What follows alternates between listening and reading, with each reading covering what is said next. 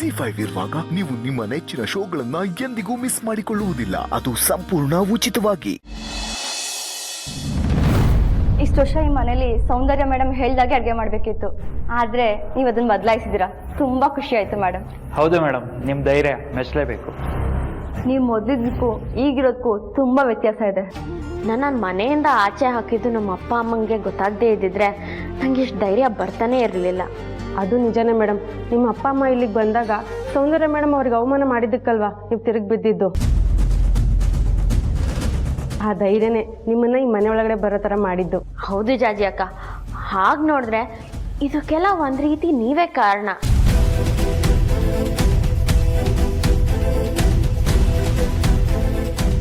ಏನೆಲ್ಲ ಮೀಟಿಂಗ್ ಮಾಡ್ತಾ ಇದ್ದೀರಲ್ಲ, ಎಲೆಕ್ಷನ್ ನಡೀತಿದ್ಯಾ? ಏನಿಲ್ಲ ಮೇಡಮ್, ಸುಮ್ಮನೆ ಹಿಂಗೆ ಕ್ಯಾಶುವಲ್ ಆಗಿ ಮಾತಾಡ್ತಿದ್ವಿ. ಈ ಜಾಜಿ ಓವರ್ ಆಗಿ ಮಾತಾಡಬೇಡ. ನೀನ್ ಈ ಮನೆ ಕೆಲ್ಸದವಳು, ನೆನ್ಪಿರ್ಲಿ. Sorry madam. ಏನು ಅಡ್ಗೆ ಮನೇಲಿ ನಿಂತಿದ್ದೀರಲ್ಲ, ಹೋಗಿ ಕೆಲಸ ನೋಡ್ಕೊಳ್ಳಿ. ಹೋಗಿ, ನೀವಿಬ್ರು ಹೋಗಿ ಸ್ಟೋರ್ ರೂಮ್ ಕ್ಲೀನ್ ಮಾಡಿ. ಸರಿ ಮೇಡಮ್.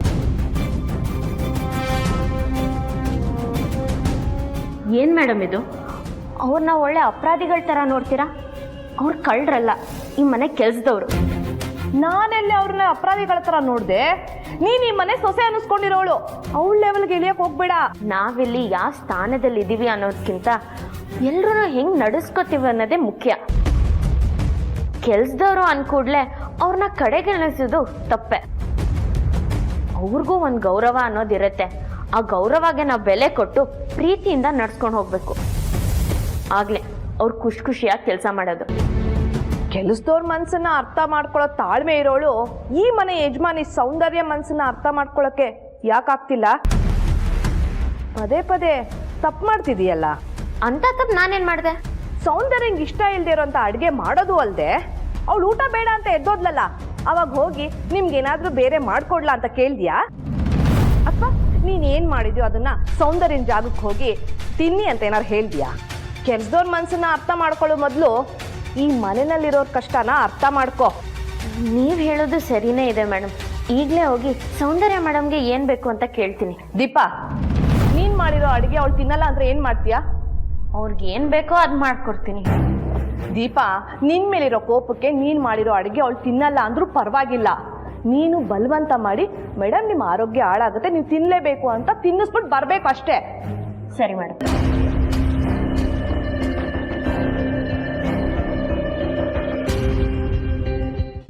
ಏನ್ರಿ ನೀವು ಅವಳ ಬಗ್ಗೆ ಇಷ್ಟೆಲ್ಲಾ ಪ್ರೀತಿ ಕಾಳಜಿ ಇರೋ ನೀವು ಶೂಟಿಂಗ್ಗೆ ಆನ್ ಟೈಮ್ ಬರಬೇಕು, ದುರಹಂಕಾರ ತೋರಿಸಬಾರ್ದು ಅಂತ ಹೇಳ್ಕೊಡ್ಬೇಕು ತಾನೆ? ಇದನ್ನೆಲ್ಲ ಅವಳಿಗೆ ಹೇಳಿದ್ದೆ ಮೇಡಮ್, ಆದ್ರೆ ಅದನ್ನ ಯಾವ್ದು ತಲೆಗೆ ಹಾಕೊಂಡಿರ್ಲಿಲ್ಲ ಅವಳು. ಅದಕ್ಕೆ ನಾವು ಮುಟ್ ನೋಡ್ಕೊಳ್ಳೋ ತರ ಪಾಠ ಕಲಿಸಿದ್ದು. ಸಾರಿ ಮೇಡಮ್, ಇದಕ್ಕೆಲ್ಲ ಕಾರಣ ನಾನೇ ಮೇಡಮ್. ಏನ್ರಿ ಇದು ಸ್ಟೋರಿಲಿ ಹೊಸ ಟ್ವಿಸ್ಟ್? ಹೌದಾ ಮೇಡಮ್, ನಾನು ಅವಳ ಬಗ್ಗೆ ಕಂಪ್ಲೇಂಟ್ ಹೇಳಿರ್ಲಿಲ್ಲ ಅಂತಿದ್ರೆ ನೀವು ಅವಳು ಪಾಠನೇ ಕಲಿಸಿರ್ಲಿಲ್ವಲ್ಲ. ಅಲ್ರಿ, ನಿಮ್ಮನ್ನ ಅರ್ಥ ಮಾಡ್ಕೊಳ್ಳೋದೇ ಕಷ್ಟ ಆಗ್ತಿದೆ. ಅವಳ ಬಗ್ಗೆ ನೀವು ಅಷ್ಟೊಂದು ಕಂಪ್ಲೇಂಟ್ ಹೇಳಿದ್ರಿ ಅಂತ ನಾನು ಆ ರೀತಿ ನಡ್ಕೊಂಡೆ. ಅವಳು ಸ್ಪಾಟ್ ಬಿಟ್ಟು ಹೋದ್ಲು. ಈಗ ನೋಡಿದ್ರೆ ಅವಳ ಪರವಾಗಿ ನೀವೇ ಬಂದು ಇಷ್ಟೆಲ್ಲ ರಿಕ್ವೆಸ್ಟ್ ಮಾಡ್ಕೊತಿದ್ದೀರಲ್ರಿ, ಯಾಕೆ? ಸಾರಿ ಮೇಡಮ್, ಏನೋ ದುಡುಕಿ ಹಾಗೆ ಮಾಡ್ಬಿಟ್ಟೆ ಮೇಡಮ್. ಆಕ್ಚುಲಿ ನಿನ್ನೆ ಮನೆಗೆ ಹೋದ್ಮೇಲೆ ನಾನು ರೂಪ ಕುತ್ಕೊಂಡು ಮಾತಾಡಿದ್ವಿ. ಅವಳಿಗೆ ಮಾಡಿದ್ದನ್ನೆಲ್ಲ ಪಶ್ಚಾತ್ತಾಪ ಆಗಿದೆ ಮೇಡಮ್.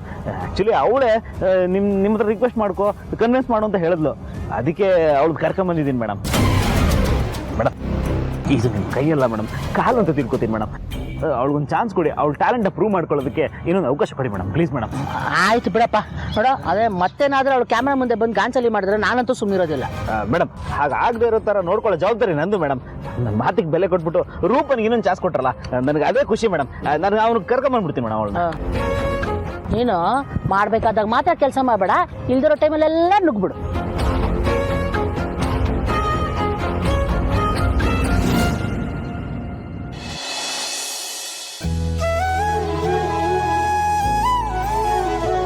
ಯಾಕೆ ಮೇಡಮ್?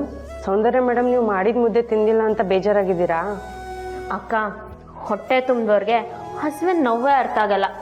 ಮನೇಲಿ ಮಾಡಿರೋರು ಊಟ ಬೇಡವಂತೆ, ಅದೇನೋ ಹೊರಗಿಂದ ಏನದು ಪಿಜ್ಜಾ ತರಿಸ್ಕೊಂಡು ತಿಂತಾರಂತೆ. ಹೌದಾ? ಆದರೆ ಏನು ಗೊತ್ತಾ? ಏನು ಮೇಡಮ್? ನಾನು ಅವ್ರನ್ನ ಅದನ್ನು ತಿನ್ನಕ್ಕೆ ಬಿಡಲ್ಲ. ಏನು ಹೇಳ್ತಿದ್ದೀರಾ ಮೇಡಮ್? ಇವತ್ತು ಏನೇ ಆಗಲಿ ಸೌಂದರ್ಯ ಮೇಡಮ್ ನಾನು ಮಾಡಿದ ಮುದ್ದೆನ ತಿನ್ಬೇಕು.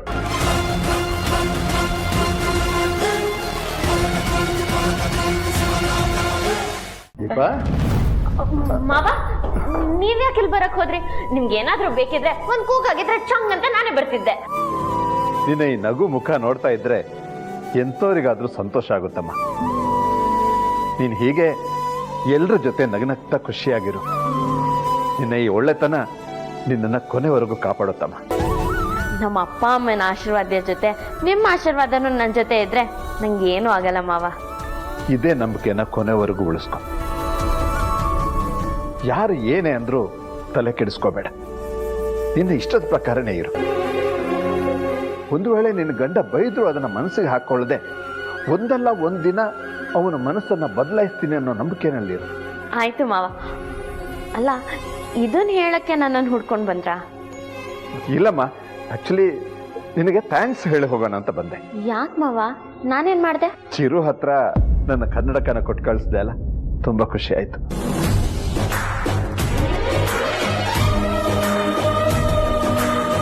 ತುಂಬಾ ದಿನ ಆದ್ಮೇಲೆ ಚಿರು ನನ್ನ ರೂಮಿಗೆ ಬಂದಿದ್ದ. ರೂಮಿಗೆ ಬಂದವನು ಅವನು ಚಿಕ್ಕ ಮಗು ಇದ್ದಾಗ ಅವನ ಜೊತೆ ತೆಗೆಸಿರೋ ಫೋಟೋನು ನೋಡ್ದ. ಹೌದಾ? ನಿಮ್ ಜೊತೆ ಏನಾದ್ರು ಮಾತಾಡಿದ್ರಾ? ಇಲ್ಲಮ್ಮ, ಆ ಕ್ಷಣಕ್ಕೋಸ್ಕರ ಎಷ್ಟೋ ವರ್ಷದಿಂದ ಕಾಯ್ತಾ ಇದ್ದೀನಿ. ಆದ್ರೆ ಅದ್ಯಾಕೋ ಈ ಜನ್ಮದಲ್ಲಿ ನೆರವೇರಲ್ಲ ಅಂತ ಕಾಣ್ತಾ ಇದೆ. ಯಾಕೆ ಹಂಗೆ ಅನ್ಕೋತೀರಾ? ಚಿರು ಅವರು ನಿಮ್ಗೆ ಹತ್ರ ಆಗೋದಕ್ಕೆ ನಾನು ಮಾಡಿದ ಒಂದು ಚಿಕ್ಕ ಪ್ರಯತ್ನ ಅಷ್ಟೇ. ಇದನ್ನ ನಾನು ಮುಂದುವರಿಸ್ತಾನೇ ಇರ್ತೀನಿ. ಚಿಕ್ಕ ವಯಸ್ಸಲ್ಲಿ ಮಕ್ಕಳು ಅಪ್ಪ ಅಮ್ಮ ಪ್ರೀತಿ ಬಯಸಿದ್ರೆ ವಯಸ್ಸಾದ್ಮೇಲೆ ಮಕ್ಕಳ ಪ್ರೀತಿನ ಅಂಬಲಿಸ್ತಾರೆ. ನಿಮ್ಮ ಸಂಕಟ ಏನು ಅಂತ ಅರ್ಥ ಆಗತ್ತೆ. ಧೈರ್ಯವಾಗಿದ್ರಿ ಮಾವ. ಇವತ್ತಲ್ಲ ನಾಳೆ ನೀವಿಬ್ರು ಒಂದಾಗ್ತೀರಾ ಅನ್ನೋ ನಂಬಿಕೆ ನನಗಿದೆ.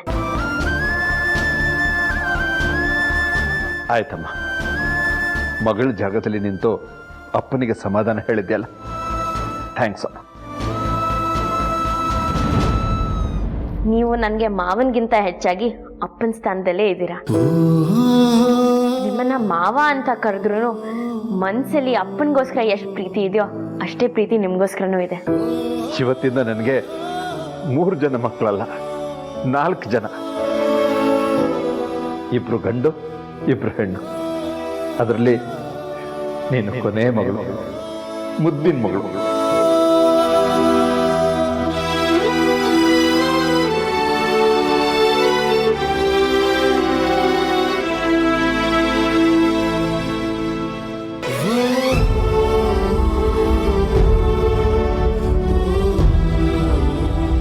ಮೇಡಮ್, ಸರ್ಗೆ ನಿಮ್ಮೇಲಿರೋ ಪ್ರೀತಿಲಿ ಸೌಂದರ್ಯ ಮೇಡಮ್ಗೆ 1% ಇಲ್ವಲ್ಲ ಮೇಡಮ್?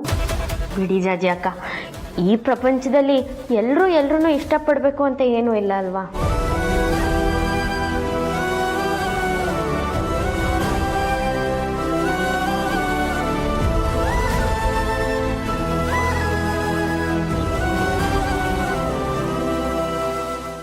ZEE5 ಆಪ್ ಡೌನ್ಲೋಡ್ ಮಾಡಿ ಎಲ್ಲಾ ಸಂಚಿಕೆಗಳನ್ನು ಸಂಪೂರ್ಣ ಉಚಿತವಾಗಿ ನೋಡಿ.